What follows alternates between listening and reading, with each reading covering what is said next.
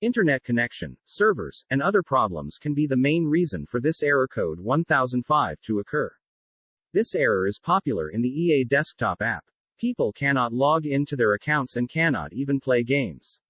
Regardless of the cause, in this guide, I will be showing you how to resolve the error code mentioned above, so just follow through the given guidelines.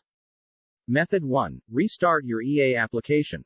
Restarting your application can be one of the simplest methods. This is going to reset the launch sequence if that is what was messing with your application. Try to log in again and see if this can fix the problem. Method 2. Check the EA server's status. Before you try any of the other potential fixes below, you should begin this troubleshooting attempt by checking whether the app is currently in the middle of a server problem. These can get maintenance updates, due to which the server can be down. Method 3. Allow an app through Firewall. The security programs like Windows Defender and Windows Firewall might be causing the problem, such as cannot connect to the server error.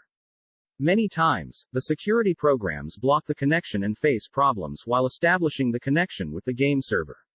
So, in this situation, configuring the firewall and allowing the game or app through Windows Defender may work in your case. Method 4. Sign in by a different account. If you are not able to sign to your personal account, then try using a different account. It is possible that your account might be banned or have bugs.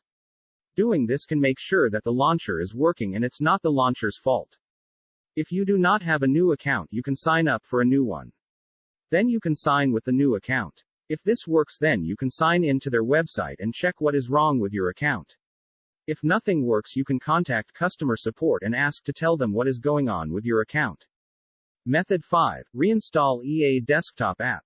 If none of the methods worked for you, then try reinstalling the EA Desktop app to check if that helps you to fix the issue.